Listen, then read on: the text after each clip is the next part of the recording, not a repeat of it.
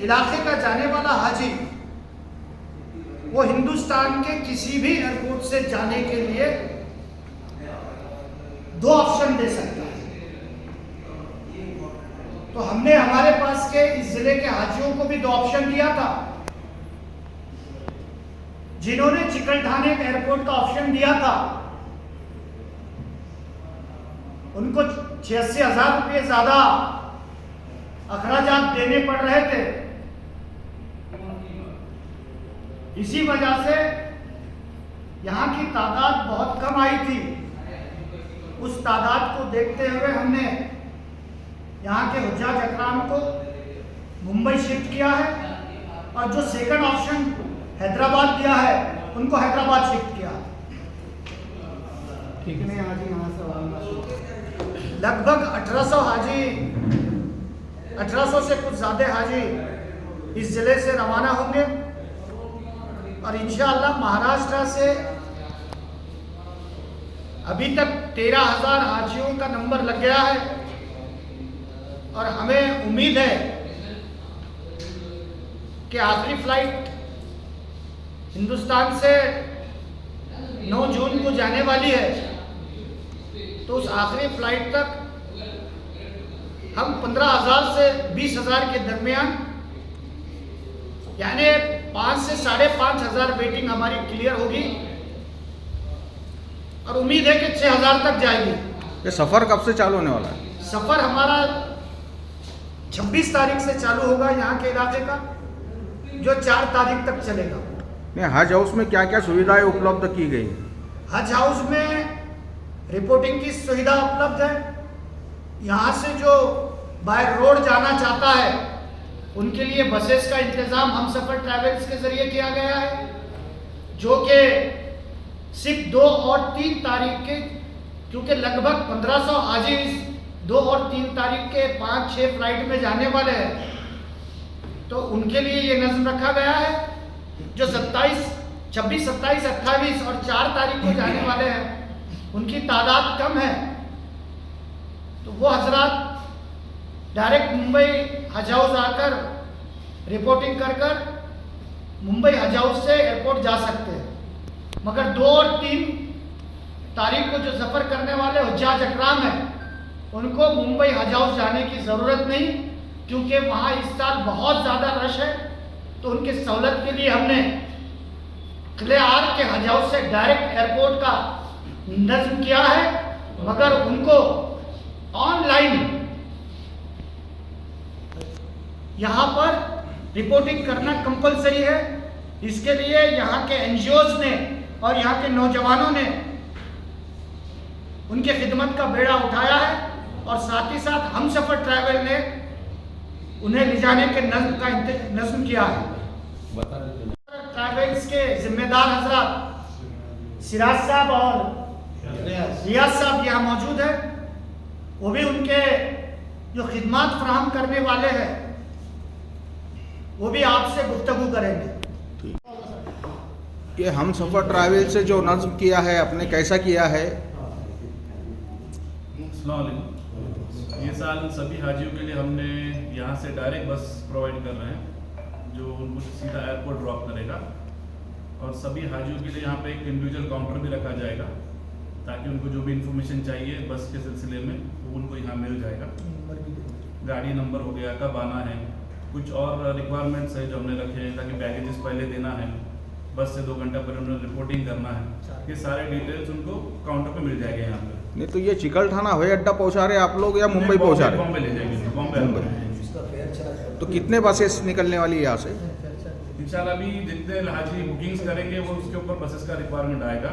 तो भी हमारा एक ये है कि कम से कम 15 बसेस जानी चाहिए यहाँ से, और एक हमने एक टेंडेंट को भी 1500 रुपये पर हेड हाजी का टिकट रखा है इसमें। मुंबई तक प्लान चल रहा है, मुंबई तक एयरपोर्ट तक ड्रॉप किया जाएगा इसमें।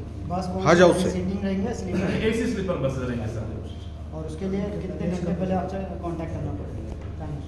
इसके लिए उनको यहाँ पे इंडिविजुअल काउंटर रखा जा रहा है यहाँ पे, जिसको उनको हज हाउस में ही रखा जा रहा है। वो पैसे कौन देने वाला है? 1500 रुपये ये हाजियों को पे करना है। हाजियों को ही देना है? तो ये सिर्फ इसमें हाजियों का बुकिंग है या उनके रिश्तेदार भी आ सकते नहीं, हैं? सिर्फ हाजी ट्रैवल कर सकते हैं, इस पर रिश्तेदार नहीं ट्रैवल कर सकते। जीएसटी भी आता है उसको। हाँ तो GST क्या? नहीं अभी देशमुख साहब ने बताया कि भाई इनका योगदान है, योगदान लफ्ज आप इनका सुनिए, योगदान ये सुन है लो। कि ये लगेज हाँ। यहाँ से खुद लोड करेंगे, जी। ये एयरपोर्ट तक आपको ले जाएंगे, एयरपोर्ट पे आपका सामान आपके हवाले करेंगे, वहाँ एनजीओज की मदद से हाजियों की खिदमत करेंगे, बीच में इनके चाय पानी का और पीने के पानी का इंतज़ाम वो करेंगे, बीच में नाश्ते का इंतज़ाम भी उनके तरफ से किया जाएगा और डायरेक्ट हज हाउस से लेकर एयरपोर्ट पे ले जाने का जो है तो नज़्म किया जाएगा। आता है, उनके रिश्तेदार आते हैं। मुंबई के अंदर लगभग 35 से 38 हज़ार हाजी जाने वाले हैं। इस वक्त पूरे होटल वहाँ पर बुक है। हज हाउस हमारा उन लोगों को नहीं पुरने वाला, इसलिए हमने दूसरे भी कोई इंतजामात किए हैं, इसलिए वहाँ होटल के रेट्स बढ़ गए हैं, वहाँ पर खाने के रेट्स बढ़ गए। जो रिश्तेदार आने वाले हैं उन पर अखराजात ना हो, वो यहीं से सी ऑफ करे और बाकी खिदमत जो है तो यहाँ के नौजवान, यहाँ की खिदमत-उल-हुज्जाज कमेटी, यहाँ के दूसरे एनजीओज और हम सफ़र ट्रैवल्स और हज कमेटी मिलकर करेगी और यहाँ पर हाजी को कोई दिक्कत ना हो, और इसके लिए हम सफ़र ट्रैवल्स ने इसमें जो है तो मदद की है। तो मुंबई के हाजियों को 3,35,000 देना पड़ता था, आपको वो पता नहीं चलता था।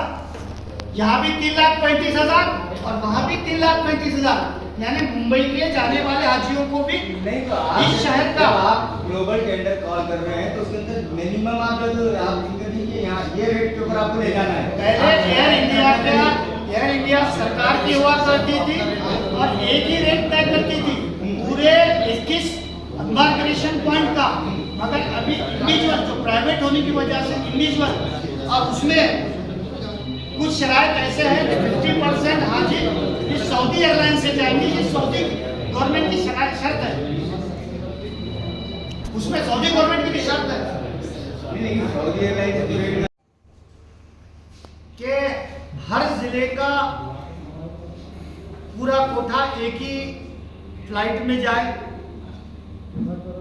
मक्का और मदीने में एक ही बिल्डिंग में उनका क़याम हो, उसी जिले का खादिमुल हुज्जाज उनके खिदमत के लिए हो। और मेरी कोशिश है कि इस्लाम ने पर्दे का हुक्म दिया है। आज से पहले जितने भी हज होते थे तो उनको कवर नंबर के हिसाब से रूम अलाटमेंट होता था। वो रूम की कैपेसिटी कभी 4 हाजी, कभी 5 हाजी, कभी 10 हाजी और कभी 15 हाजी का होता था। उनमें कवर नंबर के हिसाब से खवातीन और हजरात मर्द वो एक ही कमरे में रहते थे, जिससे पर्दे का एहतमाम बहुत मुश्किल था। तो मैंने ये कोशिश की कि इस साल खवातीन के लिए अलग कमरे दिए जाए और उनके जो महरम हैं उनको उन कमरे के सामने का कमरा दिया जाए, जिससे पर्दे का पूरा एहतमाम हो। फिर मैंने ये कोशिश की कि जो महरम खवातीन जो 45 साल के ऊपर के क्लब कर 5 कम से कम एक साथ गैर महरम जाना चाहते हैं, तो उनका पूरा खवातीन का ही एक फ्लाइट हो, उसमें एयर होस्टेस भी खवातीन हो, जिनकी खादिमुल हुज्जाज भी खवातीन हो, और उनको एक सेपरेट बिल्डिंग मिले। ये मैंने 1.5 महीना पहले सेंट्रल हज कमेटी के मेंबर होने के बाद ये कोशिश की है। मैंने लगभग 1,500 हाजियों को क्लब कराने का, यानी एक खानदान के 2 अलग अलग 3 अलग अलग कवर नंबर होते थे, उनको एक जगह करने का भी काम किया। कुछ हुज्जाज अकराम के साथ छोटे मोटे हादसे हो गए, उनको मार लग गया और उनका 26 और 27 तारीख को फ्लाइट था, उन्होंने हज कमेटी में रिक्वेस्ट किया कि डॉक्टर ने हमें 1 हफ्ते के आराम के लिए मशवरा दिया, तो उनके फ्लाइट्स मैंने 9 तारीख को शिफ्ट करने की भी कोशिश की। मैं यहाँ के नौजवानों के साथ मिलकर, यहाँ के एनजीओ कमेटी से साथ मिलकर पूरे हाजियों की सहूलत किस तरह हो, उनका सफर आसान किस तरह हो, मक्का और मदीना मुनव्वरा में उनको रिहाइश कितनी अच्छी मिले, उनको बस सफर वहां के सुविधा अच्छे मिले, एयरपोर्ट पे इंतजाम और खिदमत अच्छा हो, हमारे इस जिले के हाजियों को तकलीफ कम हो, इसलिए 80% हाजियों को डायरेक्ट एयरपोर्ट पे ले जाने का इंतजाम हो। इसमें मैंने यहाँ के एनजीओज और नौजवानों के साथ मिलकर कोशिश की है।